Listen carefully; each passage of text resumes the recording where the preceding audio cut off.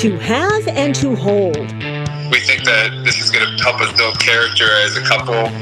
A local couple didn't let a pandemic cancel their wedding the unique way they said I do.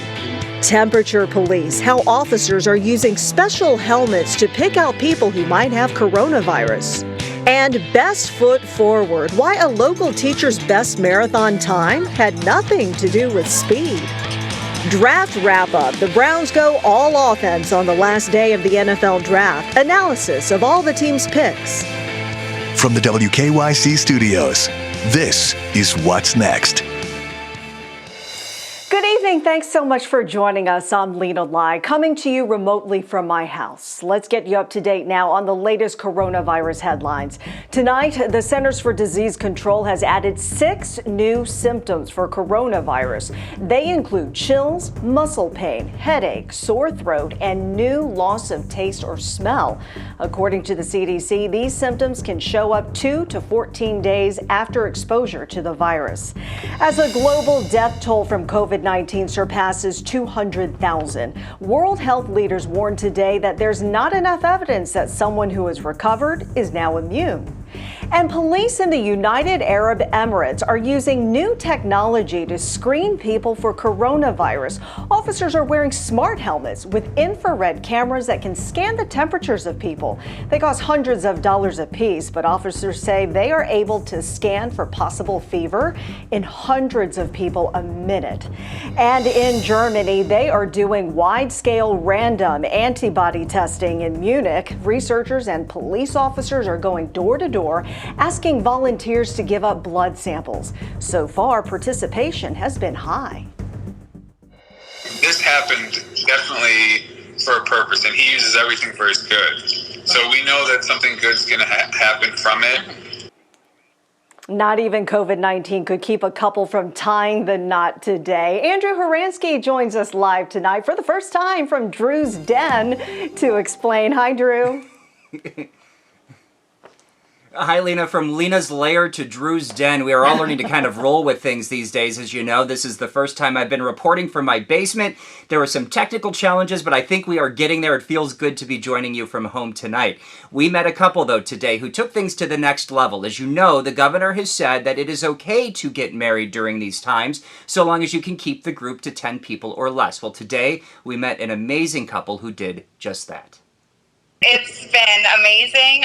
It's not at all what I planned. This is how Esther and Daniel Vespoli have been spending much of their wedding day. I'm very thankful, and God has blessed me so much with this amazing man. On screen, after picking today long before anyone even heard of COVID-19. It was about a 1.5-year engagement, and we didn't want to wait any longer. I've waited my whole life for this, so I couldn't wait any longer. You may kiss your bride.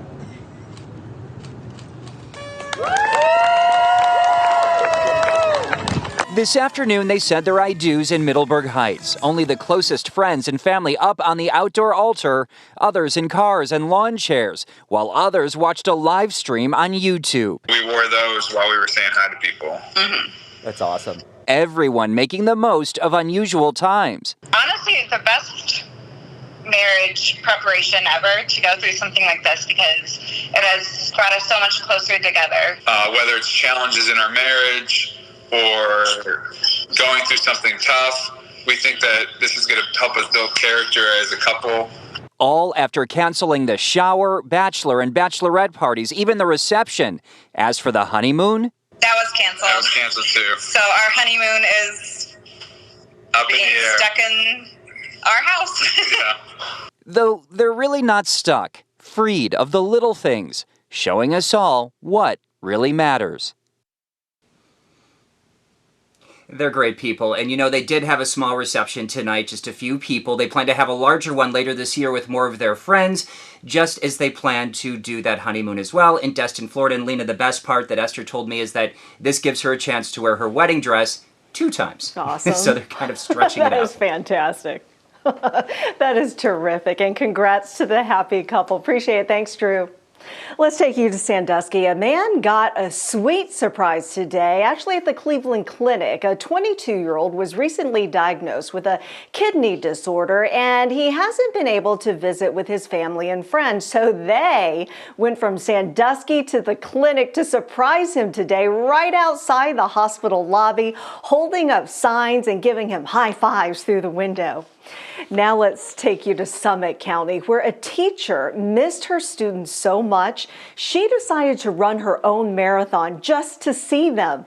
Nicole Pyland, a fourth grade elementary school teacher in the Stowe Monroe Falls School District, mapped out a course to run 26.2 miles through the neighborhoods of all her students, waving and greeting them from a safe distance.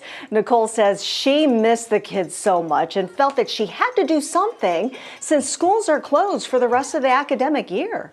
I was excited and nervous all at the same time. I miss my students so much, so just the chance to see them. They always ask me anyways, when are you going to run by my house? So I was really happy to actually be able to do that. You know, she was going to run the Pro Football Hall of Fame marathon that was supposed to be today, but decided to create and run her own marathon instead.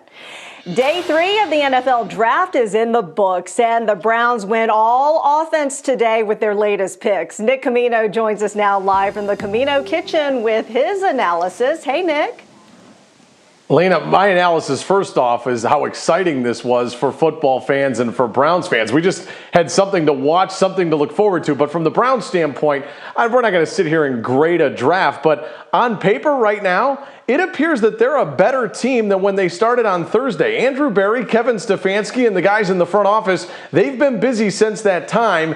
And going into today, they had 3 picks. They made it happen. Let's go through them. Let's recap today's guys that they selected in today's draft. 4th round, meet Harrison Bryant out of FAU. He's a tight end. Coach Stefanski, he really seems to like his tight ends. His college coach, Lane Kiffin, he called this pick a steal. Bryant won the John Mackey Award last season. That goes to college football's most outstanding tight end. This kid is a playmaker. This was an interesting selection in the 4th round. Let's go to the Browns' 5th round pick. We talked about the Browns trying to add depth on that O-line, and with the 160th overall pick, they did just that. The Browns selecting Washington Huskies center Nick Harris. He was a force in the Pac-12. The Huskies had one of the best offensive lines, and he was right in the middle of it. And in the 6th round, with their final pick of the weekend, this one kind of had social media buzzing a bit. In the 6th round, pick number 187, the Browns tapping into a talented wide receiver class. They drafted Michigan wideout Donovan Peoples-Jones. We've seen a lot of him in the Big Ten. Ohio State fans very familiar with him. He's fast, he's athletic. So the NFL draft, it's in the books. Coach Stefanski, what do you think? We found some guys that we're excited to bring into our building. I think we got better on both sides of the ball. And I think we added some guys that we're looking forward to developing. I don't think any of us think any of the guys we've added are finished products. So that's the fun part in getting to work with them. And, obviously that'll start virtually and remotely, and then eventually that will turn into, being, hands-on with them. Lena, I got to tell you, it's hard for me to sit here and grade how they did because, time will tell on that. But they added some talent, they addressed some needs, and that's all you can ask for at this point after a draft. Yeah, 2 more LSU players, now 5 former LSU players on the Browns. That's pretty. What? How did that graphic get on there behind me? Go Browns, G-E-A-U-X, Browns. What? How did that get there? I knew you'd have something up your sleeve tonight for this. Thanks so much, Nick. We'll see you again coming up in sports. And coming up, the cost of coronavirus. One local hospital is changing the way its emergency rooms will be run. And let's check in with Kerry with the weather from his home tonight. Hi, Kerry. Well, I can tell you it was a gorgeous Saturday. A lot of people got out and golfed and hiked and did all the fun stuff. Tomorrow, not quite the same. I've got the forecast. I'll tell you all about it. What's Next is sponsored by the Calvetta Brothers Floor Show. It's time to fall in love again with your home.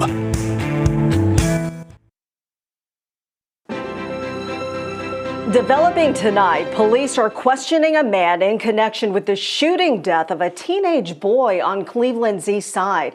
Police tell us two 15-year-old boys were shot about 7 o'clock last night on Louise Harris Drive near Unwin Road. One of the boys was shot in the head and later died at Metro Health Medical Center. The other teen was shot in the hand and is now recovering. A big change tomorrow for university hospitals with emergency room visits down because of the pandemic. UH is temporarily closing more of its freestanding emergency departments. Staff there will move to other locations. The ERs in Avon, Amherst, Broadview Heights, Kent, and Twinsburg will close at 7 o'clock tomorrow morning. Meanwhile, Metro Health Medical Center says it is beginning to see more patients again, and this includes appointments for child vaccines, checkups, preventative tests, and diagnostic procedures. Metro Health says they have new safety measures in place for office visits to help keep patients and employees safe. Coming up, celebrating a special day with music from an ancient instrument. We'll be right back.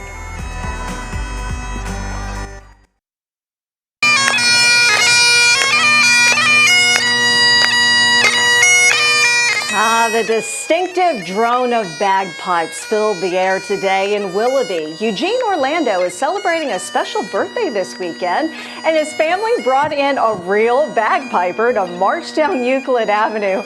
People lined the streets safely apart from each other to watch the performance. Happy birthday, Eugene! And some lucky Vermilion residents got a special surprise tonight, and just in time for dinner, too. The Vermilion Police Department handed out free pizzas to the community. Everyone was welcome to take a pizza, and they passed them out safely from the back of their police cruisers. Well, will we see another RBG workout tonight with a couple of good weights like they used last weekend? Saturday Night Live will be doing another at-home edition tonight, and this will be the show's second socially distant and remotely produced broadcast so far. No word yet on whether this edition will have a host, so stick around for the show right after our newscast at 11:35.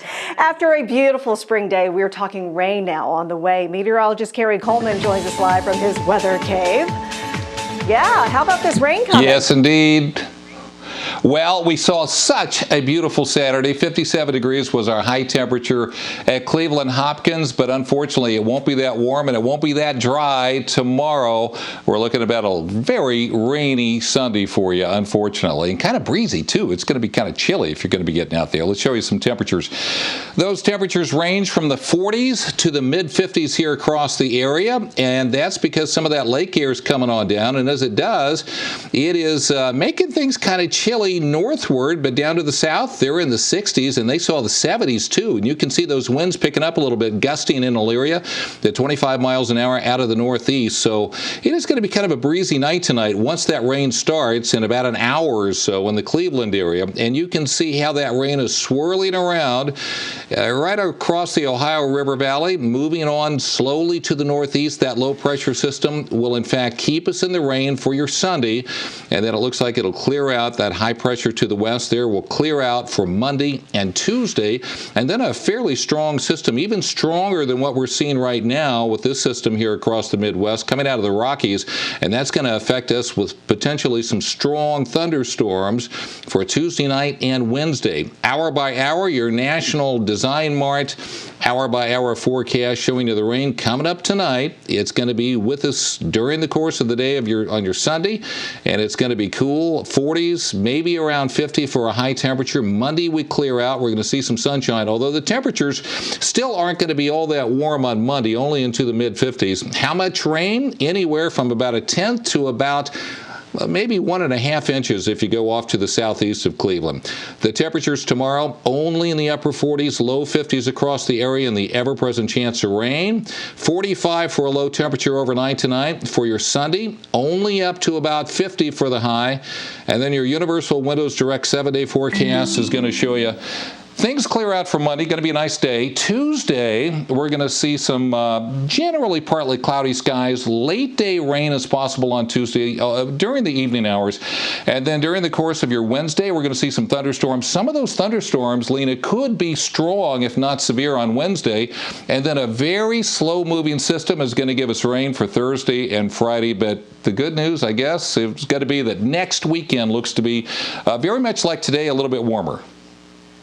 Okay, and I didn't hear you say snow, so hey, I'm good with that.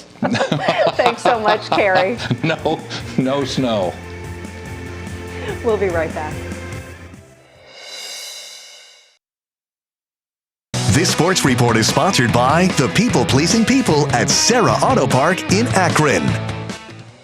Another weekend here in the Camino Kitchen, and what a weekend for your Cleveland Browns. Now, we're not going to sit here and grade a draft, grade how they did in the NFL draft, but saying that, I don't think you can argue the Browns addressed some needs, and it feels like they got better. That's all you can ask for, right, when it comes to a draft. So they stayed busy. They made 3 more picks today. We're going to hear from all of these guys. Let's recap everything that they did today. We go to the 4th round of the draft. They opened up by selecting Harrison Bryant out of Florida Atlantic in the 4th round. Now, he was the 115th overall pick. He's a tight end, big-time playmaker. He played for Lane Kiffin and the Owls. Bryant won the John Mackey Award. That goes to the most outstanding tight end in college football. Yes, the Browns already have Austin Hooper, and yes, David Njoku is still on the roster, but Bryant says he's thrilled to join a talented group. Obviously, extremely excited to join this group of tight ends, 2 really, really, really good tight ends. I've watched a lot of tape on Hooper as well as Njoku. So just to come in and join this group and just to be able to do whatever I can to help produce and, make the tight end room successful, I'm ready to do. To the 5th round we go. Going into the draft, we said the Browns have to add depth to that offensive line. They not only did it in the 1st round with pick number 160, they did it again. Meet Washington Huskies center Nick Harris, played college ball in the Pac-12. Chris Peterson loved coaching this kid, and as for Harris, he understands he's joining a deep roster. There's definitely a lot of talent on the Browns, and I'm excited just to get around these guys and and just get to work and just find my way on the next level. And like you said, there's a lot of talent, so I'm excited. I gotta say, this has to feel good for Harris. J.C. Treader welcoming Harris to the Browns on his Twitter account. Now, scouts have said that Harris could slide from center over to guard on that O-line. And with the Browns' final pick of the weekend, this one had social media buzzing. I know Twitter was going crazy. In the 6th round, the Browns finally tapped into that talented wide receiver class. They drafted Michigan wideout Donovan Peoples-Jones. I know Ohio State fans are certainly familiar seeing him with the maize and blue. He brings immediate speed. He's a great athlete. He was a 5-star coming out of high school into college at Michigan. And the Browns' newest weapon, he's ready to get to work. Personally, I love competition. Personally, I rise when the competition rises. So, those are 2 of the best receivers in the NFL. So, I'm so thankful for this opportunity to come to Cleveland. I really can't wait. So a busy weekend for the Browns. They definitely addressed some needs. It feels like they got better. Let's recap all of their picks. Here we go. This is since Thursday when it started with Jedrick Wills, and then it ends with Donovan Peoples-Jones. And these guys, they feel like they've just gotten better. They've added on both sides of the football. And for a Browns fan, you got to feel good about that. Hey, the new Browns head coach, Kevin Stefanski, he seems pretty happy.